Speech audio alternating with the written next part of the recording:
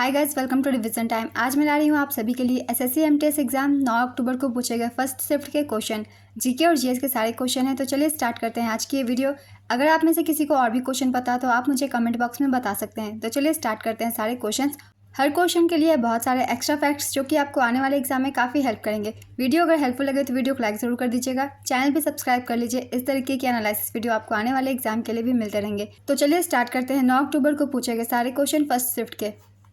Question number 1, Agra में मोती मस्जिद का निर्माण किसने करवाया था? इसका आंसर है शाहजहां। आगरा में मोती मस्जिद का निर्माण मुगल शासक शाहजहां ने करवाया था। यह उत्तर प्रदेश के आगरा में स्थित है। शाहजहां ने अपने शाही दरबार के सदस्यों के लिए मोती मस्जिद का निर्माण कराया था। शाहजहां 5वां मुगल बादशाह था जिसने 1628 से 1658 तक मुगल राजवंश पर शासन किया था। शाहजहां के शासनकाल के दौरान निर्मित ऐतिहासिक संरचनाएं हैं जैसे कि ताजमहल, लाल किला, जामा मस्जिद, लाहौर में शालीमार गार्डन। इन सभी की रचनाएं शाहजहां द्वारा करवाई गई थी। फ्रांसीसी यात्री बर्नियर और टेवेर्नियर शाहजहां के शासनकाल के दौरान भारत आए थे। अफगान कुलीन खान जहान लोदी ने विद्रोह किया और शाहजहां से हार गया। शाहजहां को उसके बेटे औरंगजेब ने 1658 में आगरा में कैद कर लिया था। मुगल साम्राज्य से कुछ और भी बातें जान लेते हैं। दिल्ली में लाल किला परिसर के अंदर मोती मस्जिद का निर्माण मुगल बादशाह औरंगजेब ने करवाया था। लाहौर किले में मोती मस्जिद का निर्माण मुगल बादशाह जहांगीर ने करवाया था। अकबर के शासनकाल के दौरान निर्मित ऐतिहासिक संरचनाएं हैं आगरा का किला, लाहौर का किला, फतेहपुर सीकरी, इलाहाबाद का किला, बुलंद दरवाजा। इन सभी का निर्माण अकबर के द्वारा करवाया गया था। हुमायूं ने चौसा 1539 में, कन्नौज 1540 में शेरशाह के खिलाफ 2 युद्ध लड़े थे। मुगल साम्राज्य 1526 ईस्वी में शुरू हुआ था। मुगल वंश का संस्थापक बाबर था। अधिकतर मुगल शासक सुन्नी मुसलमान थे। बाबर अपने पिता की ओर से तैमूर का और अपनी माता की ओर से चंगेज खान का वंशज था। फरगाना के गवर्नर उमर शेख मिर्जा बाबर के पिता थे। नेक्स्ट क्वेश्चन, अनुच्छेद 356 किससे संबंधित है? इसका आंसर है राष्ट्रपति शासन से। राष्ट्रपति शासन के लिए अनुच्छेद 356 का इस्तेमाल किया जाता है। राष्ट्रीय आपातकाल के लिए अनुच्छेद 352 का इस्तेमाल किया जाता है। भारतीय संविधान के अनुच्छेद 360 के तहत वित्तीय आपातकाल लगाया जाता है। नेक्स्ट क्वेश्चन, गेहूं उत्पादन में वर्ष 2023 में कौन सा राज्य प्रथम स्थान पर था? इसका आंसर है उत्तर प्रदेश। उत्तर प्रदेश भारत में गेहूं उत्पादन में पहले नंबर पर है। उत्तर प्रदेश में गेहूं का उत्पादन देश के कुल गेहूं उत्पादन का 32.42% होता है।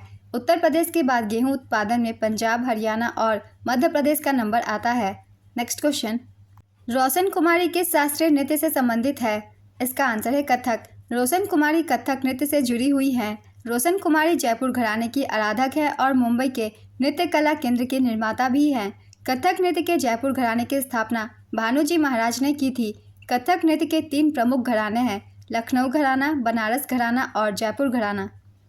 नेक्स्ट क्वेश्चन, आमेर का किला किसने बनवाया था? इसका आंसर है राजा मानसिंह। आमेर किला का निर्माण राजा मानसिंह ने करवाया था। यह किला 16वीं शताब्दी में बना था। हालांकि कुछ स्थानीय परंपराओं के मुताबिक आमेर किले का निर्माण राजा आलन सिंह चांदा ने करवाया था। आमेर किले को बनने में 100 साल लगे थे। आमेर किला जयपुर के आमेर क्षेत्र में एक ऊंची पहाड़ी पर बना है। इस किले को बनाने में लाल संगमरमर के पत्थरों का इस्तेमाल किया गया है। इस किले में शिला देवी मंदिर और गणेश पोल भी है। आमेर किले का विस्तार जयसिंह प्रथम और जयसिंह द्वितीय ने करवाया था। नेक्स्ट क्वेश्चन, हंसाने वाली गैस कौन सी होती है? इसका आंसर है N2O। नाइट्रस ऑक्साइड को हंसाने वाली गैस या लाफिंग गैस के नाम से जाना जाता है। यह एक रंगीन, गैर ज्वलनशील, हल्की मीठी गंध वाली गैस है। यह एक अल्पकालिक शामक दवा है। इसका इस्तेमाल चिकित्सा और दंत प्रक्रियाओं में बेहोशी और दर्द से राहत के लिए किया जाता है। इसका इस्तेमाल ऑटोमोबाइल रेसिंग में इंजन को तेज चलाने के लिए भी किया जाता है। इसका पहली बार 1800 के दशक में एनेस्थेटिक के रूप में इस्तेमाल किया गया था। नेक्स्ट क्वेश्चन, नवरोज उत्सव किस धर्म से संबंधित है? इसका आंसर है पारसी धर्म से। नवरोज का त्यौहार पारसी धर्म से जुड़ा है। यह पारसी कैलेंडर वर्ष की शुरुआत का प्रतीक है। नवरोज वसंत विषुव के दिन मनाया जाता है जो आमतौर पर 21 मार्च को होता है। यह त्यौहार 13 दिनों तक चलता है। नवरोज को प्रकृति प्रेम का त्यौहार माना जाता है। नेक्स्ट क्वेश्चन, भारत में सरकार की संसदीय प्रणाली कहाँ से ली गई थी? इसका आंसर है ब्रिटेन। भारतीय संविधान की ली गई विशेषताएं हैं, आयरलैंड के संविधान से राज्य के नीति निर्देशक सिद्धांत, राज्यसभा सदस्यों का नामांकन और राष्ट्रपति के चुनाव की प्रक्रिया ली गई है। अमेरिका के संविधान से मौलिक अधिकार, स्वतंत्र न्यायपालिका और न्यायिक समीक्षा, राष्ट्रपति का महाभियोग, सर्वोच्च न्यायालय और उच्च न्यायालय के न्यायाधीशों को हटाना और उपराष्ट्रपति का पद, ये सभी स्रोतें ली गई हैं। फ्रांस का संविधान, गणतंत्र, प्रस्तावना में स्वतंत्रता, समानता और बंधुत्व के आदर्श फ्रांस के संविधान से लिए गए हैं। ब्रिटेन यूके के संविधान से संसदीय सरकार, कानून का शासन, विधायी प्रक्रिया, एकल नागरिकता, कैबिनेट प्रणाली, विशेषाधिकार रेट, संसदीय विशेषाधिकार, द्विसदनीय प्रणाली ब्रिटेन यानी कि यूके के संविधान से लिए गए स्रोत हैं। अगर आप लोगों ने मेरी 8 तारीख की एनालिसिस वीडियो देखी है तो आप सभी को इसका आंसर पता होगा। मैंने एक्स्ट्रा फैक्ट्स के रूप में इस सारे पॉइंट्स को शामिल किया था और देखिए इनसे क्वेश्चन पूछे जा रहे हैं। तो जितने भी एक्स्ट्रा फैक्ट्स होते हैं उन सभी को ध्यान से सुनिएगा, उनसे भी क्वेश्चन बनते हैं। चलिए अब अगला क्वेश्चन देखते हैं। भारत में शस्त्र अधिनियम किसके कार्यकाल में आया था? इसका आंसर है लॉर्ड लिटन। ब्रिटिश भारत के वायसराय लॉर्ड लिटन की दमनकारी नीतियों में एक और प्रमुख कार्य भारतीय शस्त्र अधिनियम 1878 था। सन 1878 में ब्रिटिश पार्लियामेंट द्वारा पारित 11वें अधिनियम के अनुसार किसी भारतीय नागरिक के लिए बिना लाइसेंस शस्त्र या हथियार रखना अथवा उसका व्यापार करना एक दंडनीय अपराध बन गया। यह अधिनियम अंग्रेजों पर लागू नहीं हुआ। लिटन का कार्यकाल 1876 से 1880 तक था।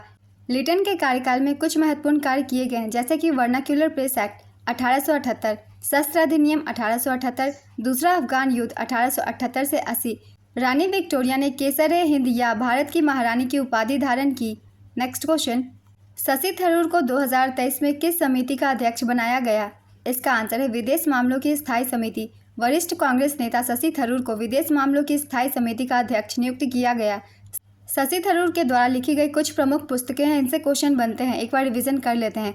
The paradoxical prime minister, why I am Hindu, Ambedkar alive, the great Indian novel, right, Pax Indica, India and the world of the 21st century, India from the midnight to the millennium and beyond, an era of darkness, the British Empire in India. ये सारी पुस्तकें शशि थरूर के द्वारा लिखी गई है। Next question, कृषि को गलत मानने वाला धर्म कौन सा है? इसका आंसर है जैन धर्म। जैन धर्म में कृषि को गलत माना जाता है। इसका मुख्य कारण अहिंसा का सिद्धांत है। जैन धर्म में सभी जीवों के प्रति करुणा और अहिंसा का पालन किया जाता है। कृषि में मिट्टी को खोदने और उसमें रहने वाले छोटे जीवों को नुकसान पहुंचाने की संभावना होती है, इसलिए जैन धर्म में इसे अनुचित माना गया है। जैन धर्म के प्रमुख सिद्धांत है अहिंसा, अनेकांतवाद, विचारों की बहुलता, अपरिग्रह, चोरी न करना, ब्रह्मचर्य। जैन धर्म के संस्थापक ऋषभदेव को माना जाता है। ऋषभदेव जैन धर्म के पहले तीर्थंकर थे और भारत के चक्रवर्ती सम्राट भरत के पिता थे। ऋग्वेद में इनका उल्लेख मिलता है। जैन धर्म के वास्तविक संस्थापक 24वें तीर्थंकर महावीर स्वामी को माना जाता है। उनका जन्म 599 ईसा पूर्व में बिहार के वैशाली जिले के कुंडलपुर गांव में हुआ था। जैन धर्म को श्रमणों का धर्म कहा जाता है। जैन धर्म के 2 संप्रदाय हैं, श्वेतांबर और दिगंबर। जैन धर्म के प्रमुख ग्रंथों के नाम है समयसार और तत्वार्थ। तो फर्स्ट शिफ्ट के क्वेश्चन कंप्लीट होते हैं फ्रेंड्स। अगर आप सभी को ये वीडियो हेल्पफुल लगी हो तो वीडियो को लाइक ज़रूर कर दीजिएगा और साथ ही चैनल भी ज़रूर सब्सक्राइब कर लीजिए। इस तरीके की एनालिसिस वीडियो आपको आने वाले एग्जाम के लिए भी मिलते रहेंगे। फिर मिलते हैं अगले वीडियो के साथ। आप सभी को आने वाले एग्जाम के लिए ऑल द बेस्ट।